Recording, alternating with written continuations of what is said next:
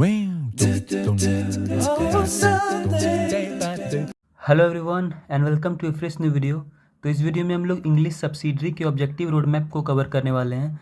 तो चाहे आपका ऑनर्स पेपर कोई सा भी हो, अगर आपके पास इंग्लिश सब्सिडरी है यानी कि 100 मार्क्स का इंग्लिश है, तो फिर आप लोग इस वीडियो को देख सकते हो एंड इससे आपका पूरा का पूरा जो इंग्लिश सब्सिडरी का ऑब्जेक्टिव क्वेश्चंस है वो 100% कंप्लीट हो जाएगा।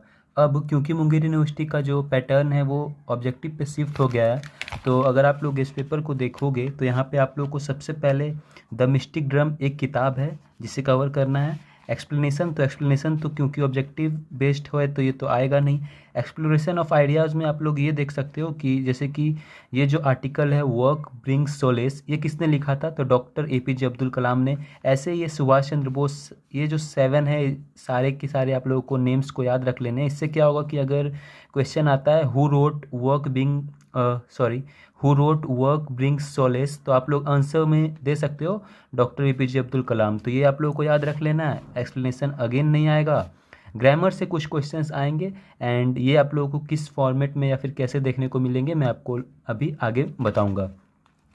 तो चलिए शुरू करते हैं वीडियो में। सबसे पहले द मिस्टिक ड्रम में आप लोगों को क्या करना है कि ये जो 12 दिए गए हैं आप लोगों के सिलेबस में, ये जितने भी पोएम्स हैं इसके राइटर्स के बारे में आप लोगों को याद रख लेना है। जैसे कि a slumber did my spirit seal लिखा गया था विलियम वर्ड्सवर्थ के द्वारा, फ्यूटिलिटी विल्फ्रेड ओवेन के द्वारा, स्प्रिंग एंड फॉल लिखा गया था GM हॉपकिंस के द्वारा, अ नॉइजलेस पेशेंट स्पाइडर लिखा गया था वॉल्ट विटमैन के द्वारा, आफ्टर ग्रेट पेन लिखा गया था एमिली डिकिंसन के द्वारा, पुअर सोल द सेंटर लिखा गया था विलियम शेक्सपियर के द्वारा, सी वॉक्स इन ब्यूटी लिखा गया था लॉर्ड बायरन के द्वारा, द ओल्ड प्ले हाउस लिखा गया था कमला दास के द्वारा, लंदन लिखा गया था विलियम ब्लेक के द्वारा, neutral tones was written by Thomas Hardy, break break break was written by Lord Tennyson and hunger was written by Jayanta Mahapatra.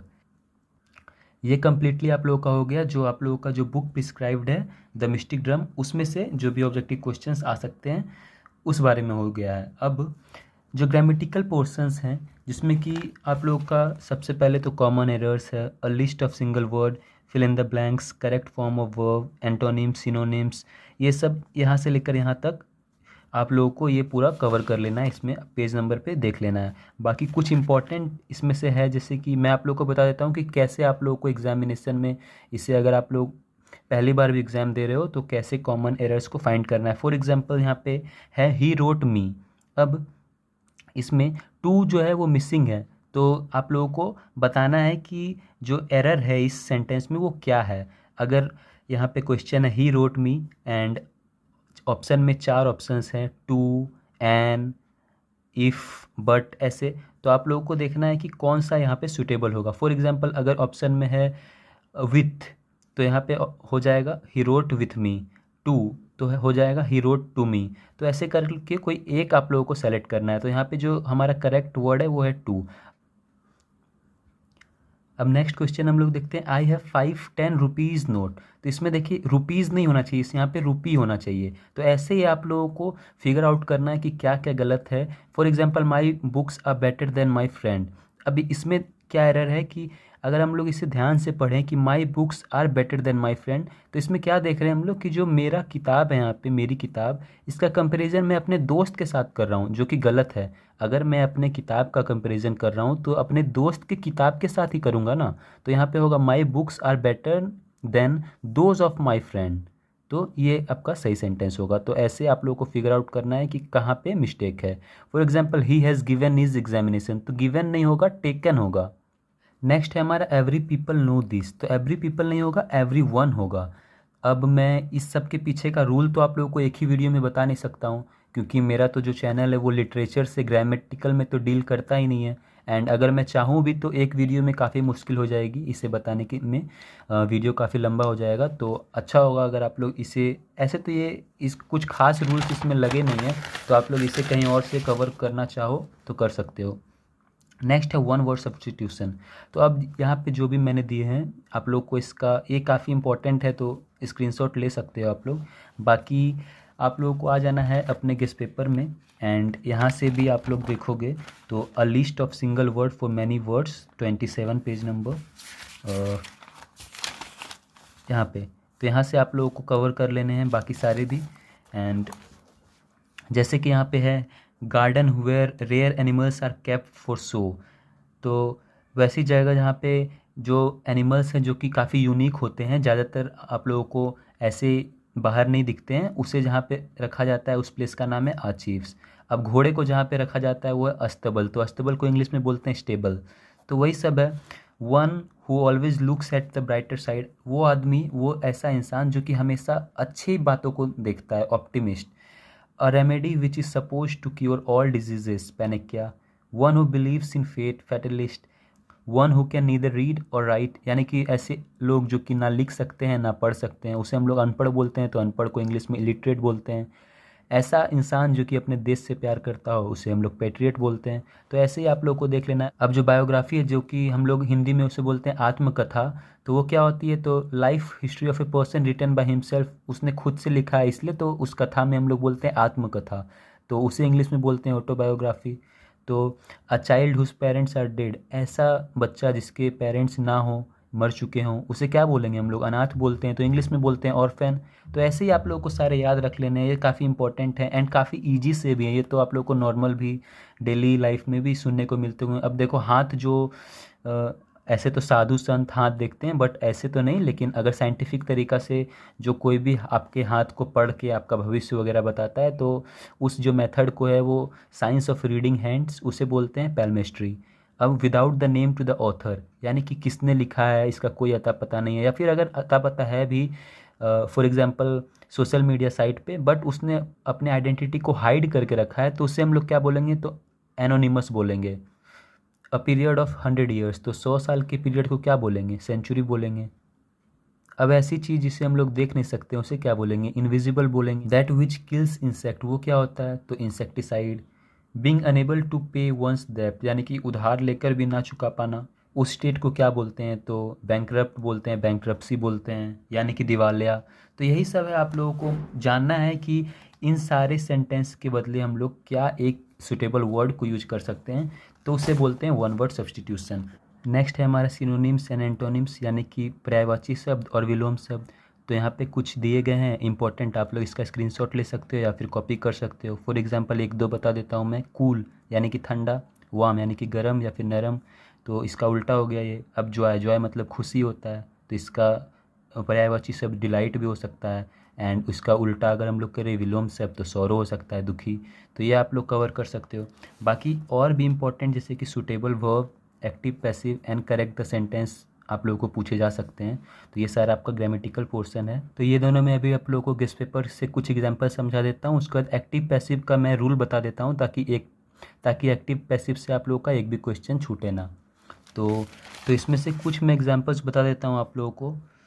For example यहाँ पे birds also dash sweet air, तो यहाँ पे बर्ड्स है, प्लूरल है, तो हम लोग को सब्जेक्ट वर्ब एग्रीमेंट होता है एक, तो उसमें अगर सब्जेक्ट आप लोगों का सिंगुलर है तो वर्ब भी सिंगुलर होना चाहिए, एंड अगर आप लोगों का सब्जेक्ट प्लूरल है तो आपका वर्ब भी प्लूरल होना चाहिए। तो वो बर्ड्स यानी कि एक से ज़्यादा बर्ड्स हैं, प्लूरल है, तो यहाँ पे है birds also dash sweet air. तो अब हम लोग को इंजॉय या फिर इंजॉय, तो आप लोग को यहाँ पे देखना है कि क्योंकि इंजॉय यहाँ पे सिंगुलर का काम करेगा एंड इंजॉय आपका प्लूरल बन जाएगा, तो सब्जेक्ट वर्ब एग्रीमेंट से आप लोगों का ये सारा क्वेश्चन सॉल्व हो जाएगा। फॉर एग्जांपल देखिए यहाँ पे चिल्ड्रेन, तो चिल्ड्रेन जो है हमारा प्लूरल है, जब चिल्ड्रेंस हमारा प्लूरल है तो हम लोगों को प्लूरल यूज करना है, तो इज एक के लिए यूज होता है, आर एक से ज़्यादा के लिए, तो आर प्लूरल है तो चिल्ड्रेन आर लाफिंग हो जाएगा।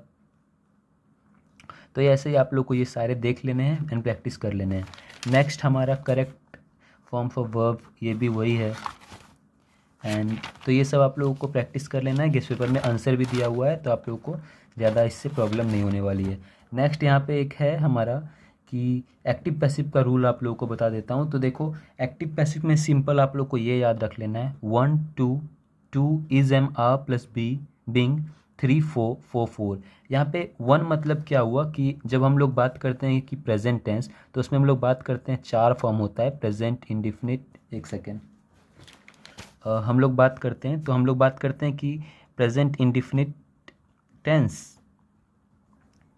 Present imperfect tense, present perfect tense, and फिर हम लोग बोलते हैं प्रेजेंट परफेक्ट कंटिन्यूअस टेंस। तो आप लोग को इसे 1 मान लेना है, 2 3 4 ऐसे मान लेना है। तो क्या होगा कि 1 2 में चेंज होगा, 2 3 जो रूल है उसके हिसाब से चेंज होगा। तो यहाँ पे सबसे पहले प्रेजेंट इंडेफिनिट में कैसा होता है वर्ब आप लोग देख लो। तो इसमें आप लोग देखोगे डू या डज का यूज होता है। फॉर एग्जांपल अगर हम लोग बोलें कि ही ईट्स फूड, तो यहाँ पे अगर हम लोग इसे चेंज करेंगे क्वेश्चन में तो ये होगा डज ही ईट फूड। तो यहाँ पे ऐसा नहीं है कि डू या डज नहीं है, ही डज ईट फूड लिख सकते हैं हम लोग, बट ये जो है हमारा डज हिडन होता है, तो इसीलिए आप लोगों को ये ध्यान देना है। तो ये हमारा हो जाता है हमेशा present indefinite tense. And next होता है हमारा प्रेजेंट कंटिन्यूअस टेंस, जिसे कि हम लोग बोलते हैं प्रेजेंट इम्परफेक्ट टेंस भी। तो इसमें हमेशा इज़ एम आर ही लगा हुआ होता है, आप लोग नोटिस करोगे। For example he is eating, तो ये हमारा कंटिन्यूअस टेंस है, ये चल रहा है। तो अगर इस और परफेक्ट टेंस में आप लोग को ध्यान देना हैज होगा या फिर हैव होगा। एंड परफेक्ट कंटिन्यूअस में आप लोग को देखना हैज बीन होगा या फिर हैव बीन होगा। तो ऐसा जब आप लोग को मिल जाएगा सेंटेंस, तो क्या करना है कि 1 को 2 में चेंज कर देना है, 2 को is am are plus being में, 3 को 4 में एंड 4 को 4 में। अभी मैं इसे एक्सप्लेन करूँगा। एंड एक चीज़ का ध्यान रखना है कि एक्टिव पैसिव जो आप लोग बनाओ, एक्टिव से पैसिव करोगे या फिर पैसिव से एक्टिव, तो आपको वर्ब हमेशा देखना है कि वर्ब 3 रहेगा। यहाँ पे देखिए एग्जांपल है राम ईट्स से मैंगो। अब एक्टिव पैसिव में क्या होता है कि जो ऑब्जेक्ट है इसमें देखिए राम क्या है, राम सब्जेक्ट है। सब्जेक्ट मतलब क्या, सब्जेक्ट मतलब कर्ता, काम करने वाला। इसमें काम कौन कर रहा है, राम। राम क्या कर रहा है, क्या काम कर रहा है, तो ये एक आम खा रहा है। तो कौन काम कर रहा है, तो राम काम कर रहा है, तो राम हुआ सब्जेक्ट। वर्ब क्या होता है, किसी भी काम को, तो राम क्या कर रहा है, खा रहा है, खाने के काम को हम लोग बोलेंगे वर्ब। किसे खा रहा है, ऑब्जेक्ट क्या होगा, मैंगो। तो इसमें राम ईट से मैंगो, तो इसमें हमारा जो ऑब्जेक्ट है वो आगे आ जाएगा अ मैंगो, लास्ट में चल जाएगा राम। इतना आप लोग को ध्यान देना है। अब जो वर्ब में जो चेंज होगा वो आप लोग को मैंने बता ही दिया है कि वर्ब 3 ही यूज होगा, ये आप लोग को ध्यान रखना है। तो ईट एट ईटेन, तो ईटेन यूज होगा। बाकी ये जो ईज आया ये कैसे आया, इसे आप लोग को ध्यान देना है। तो अब यहाँ पे रूल पे आएंगे हम लोग 1। तो राम ईट से मैंगो, ये 1 है यानी कि प्रेजेंट हमारा है प्रेजेंट इंडिफिनिट टेंस। अब ये चेंज होगा 2 यानी कि प्रेजेंट कंटिन्यूअस टेंस में। कंटिन्यूअस टेंस में हमेशा ईज एम आर लगा ही होता है, जैसे कि मैंने यहाँ पे बताया ईज लगा है, ही इज ईटिंग।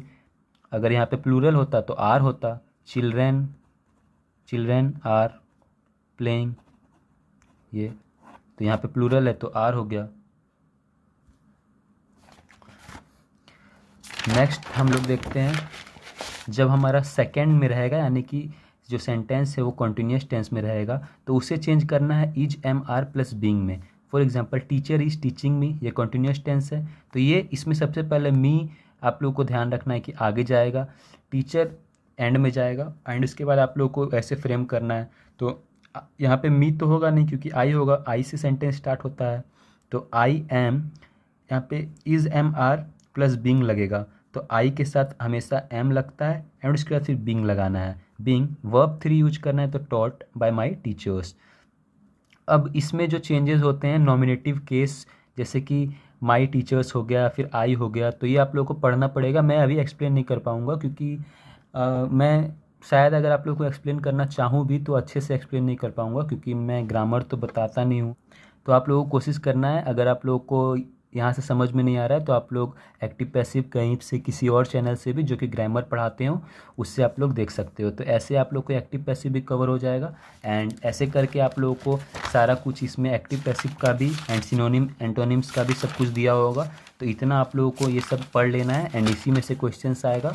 तो सब्सिडी अगर आपका इंग्लिश है तो ऐसे आप लोग को प्रिपेयर कर लेना है। अब इसमें ये है कि अब मैं आप लोगों को जैसे कि मैंने यहाँ पे क्वेश्चन दे दिए हैं 10 क्वेश्चन या 15 क्वेश्चन, तो ये नहीं आएगा एग्जाम में क्योंकि ग्रामर कभी भी चेंज हो सकता है। यहाँ पे फॉर एग्जांपल है राम ईट से मैंगो, तो राम ईट से मैंगो थोड़ी आएगा, यहाँ पे कुछ और रह सकता है, सेंटेंस का फ्रेम चेंज हो जाएगा, कोई और नाम होगा, मैंगो की जगह कुछ और होगा, या फिर हो सकता है कि राम खा ना रहा हो, राम नहा रहा हो, राम इज टेकिंग बाथ।